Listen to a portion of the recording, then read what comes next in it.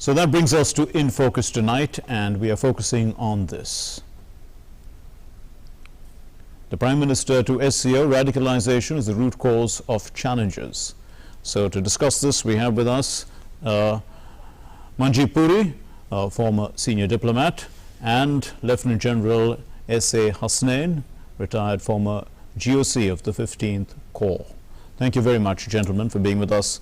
Ambassador Puri, let me start with you. So radicalization and the new system in Afghanistan, how serious a threat is this to the SCO members? Thank you very much for this question. I think you've gone immediately to the nub of the problem. This is not just serious. This is the issue, not just for the members of the SCO, but for the entire region and indeed, let me say, for the entire world. So, you know, this SCO Summit was particularly important. And I think your viewers should know that the SCO consists of 8 countries, which this is a regional grouping, but it so happens which are absolutely contiguous to Afghanistan. This includes Russia and China, it includes the Central Asian republics, it includes Pakistan, and now Iran has also joined. So this is a particularly important grouping of countries which obviously would be impacted by the happenings in Afghanistan.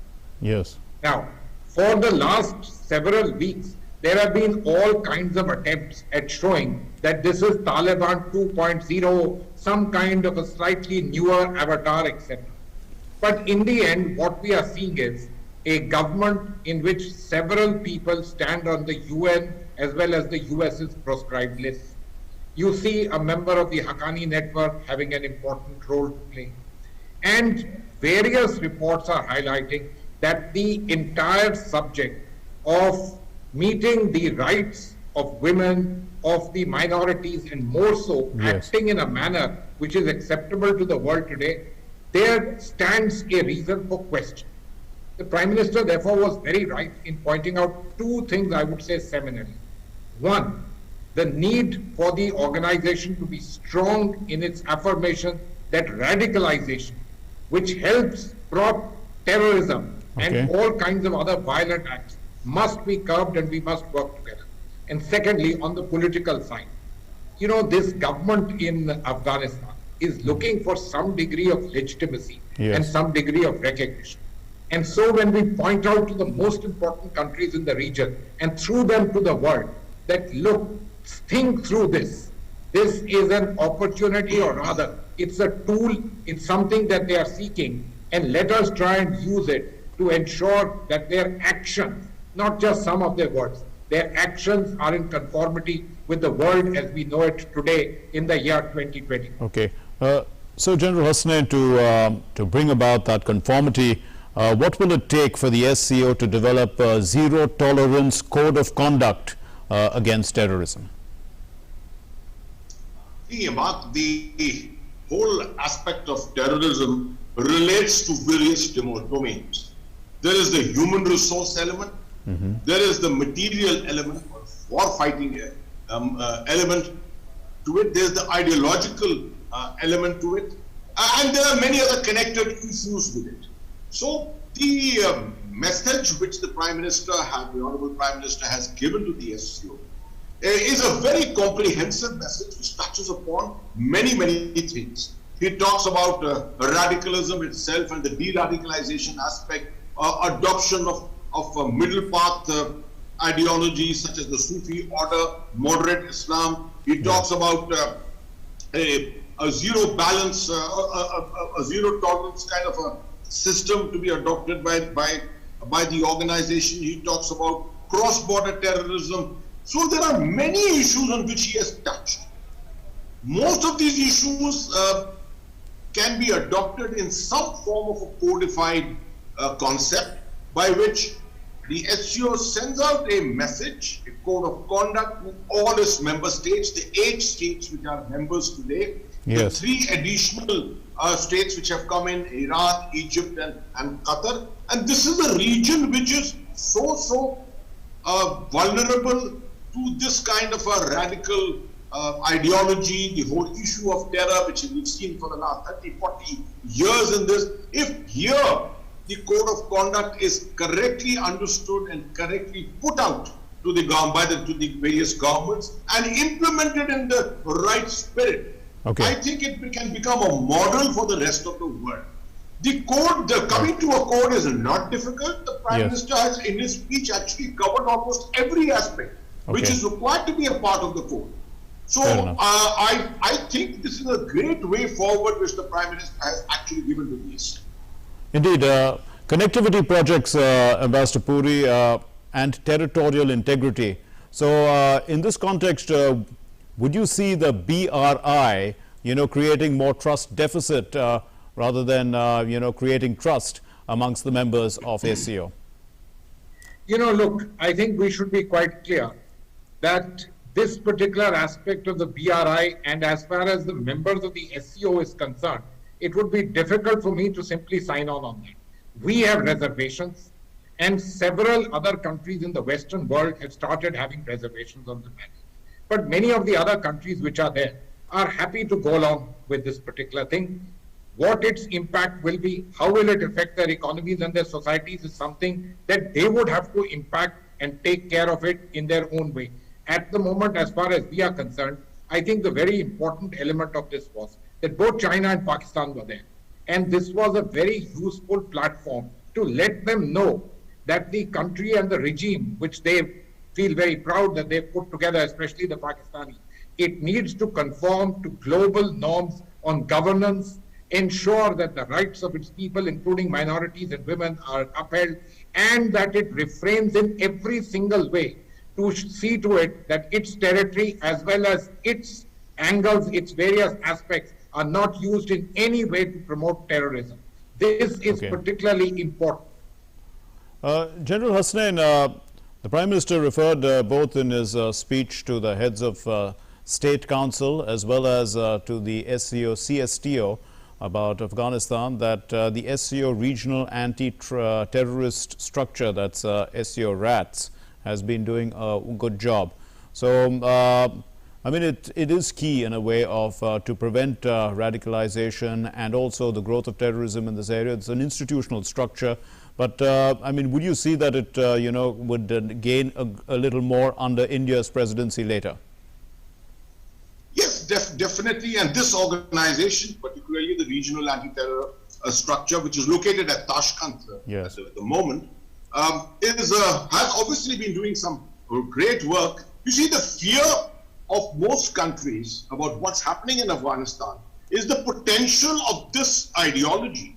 We are not certain that the Taliban 2.0 is still alluding to the ideology of Taliban 1.0 or not, but we presume it will at some stage. The signs of that are very, very clear already in the manner of treatment of women, the legal structures that they are attempting to bring about, the system of governance that they are trying to bring about. Everyone is worried that the 72 million Muslim population of Central Asia, the 22 million Muslim population of Xinjiang, the 40 million Muslim population of Afghanistan itself, all this is vulnerable to the possibility of it becoming hugely radicalized, or a majority of it becoming hugely radicalized. And that aspect is what the Prime Minister touched upon, that if this element becomes radicalized, it is going to pose a major challenge to the region and then internationally to the entire world order. This organization is a regional organization. It can take cognizance of what exactly is the existing situation in the region itself, and then through a system of consultation, which is what the Prime Minister also suggested, through a system of consultation, repeated consultation with all the constituent nations, look for codes, a system of outreach to people for de-radicalization and counter-radicalization practices. Besides the many other things which the Prime Minister suggested, for example, adopting a scientific temper, pursuing technology and research among the younger people, promoting more rationalism among the younger people. It is these kind of things which will overall help the RAT itself to be able to adopt some system of the code that we spoke about, come to a simplified code which can be put out and understood clearly. We need not make this go into complexities, because this is something which is not easy to implement. The world has been attempting to do de-radicalization and counter-radicalization for the last many years, but hasn't found an ideal solution for it. Perhaps it will emerge from here, where a large core center of Muslims exists. Indeed. So the adoption of scientific and rational thinking, Ambassador Puri, and also the use of emerging technologies. Now the world is already moving very far into a digital mode, basically. I mean, it's the only form of that we will consider that that the economy will be probably dealing with in future. So I think the world, I mean, it is important for the youth, especially in the SCO region, and also a method, as General Hasnain was saying, of de-radicalization that can be adopted and adopted swiftly. You know, I want to say a very simple thing. This is a region where the youth are going to be particularly important. And this is a region where technology certainly should be used. The Honorable Prime Minister gave the examples of India, but we also have China, the major leading example of the use of technology in terms of what they've done for their people and indeed what they're doing for their country. We may or may not like some of the activities which take place. But you know, the idea of technology, in my opinion, what it really does is it makes you focused in terms of doing good things for yourself, your own development, as well as looking at the way the entire world and the globe can be benefited. And I do think it helps in tempering radicalization. Of course, there are some elements of people who may misuse the elements of technology, and we need to be careful on that. But the ideas of the use of technology leading to development, and of course, the hope always remains that development, a better life, would result in de-radicalization and people wanting to live in amity with each other, peaceful and in tranquility. General Hasnain, you're a military man, so in a time of war, how important is humanitarian aid in creating trust among people who are suffering? See, there is no such thing as an extreme use of weaponry to gain a military objectives. It is always the intent of rational, established state orders that the use of weapons, the use of force is always against the armed elements of the other side. Unfortunately, when it comes to terrorists, they don't follow these norms. Okay. But in a state versus state, this is the norm usually followed. And the potential of causing harm to the civilian population, to material, to artifacts and things like that is always discouraged. Now, this is something that we need to look at very, very clearly, because in the case of Afghanistan, at the moment, we are finding that the government of Afghanistan may not be easily acceptable to the people of the world. A very fine message sent out by the Prime Minister that recognition and legitimacy of the Taliban 2.0 should be decided by the world, by all the nations putting their heads together to it, rationalizing it. But as far as the population, the people of Afghanistan are concerned, we continue to abide with the idea of support to the people of Afghanistan. We've had a special relationship between the people of India and the people of Afghanistan. $3 billion have been spent by India in our soft power approach to the people of Afghanistan, and that must not be lost sight of. Therefore, his promise of actually extending humanitarian assistance as a part of a regional or an international grouping system is something which is very, very welcome, and that's something that we should absolutely encourage. We'll leave it there. Thank you very much, General Hasnain and Ambassador Manjeev Puri, for enlightening us on the current situation and putting into context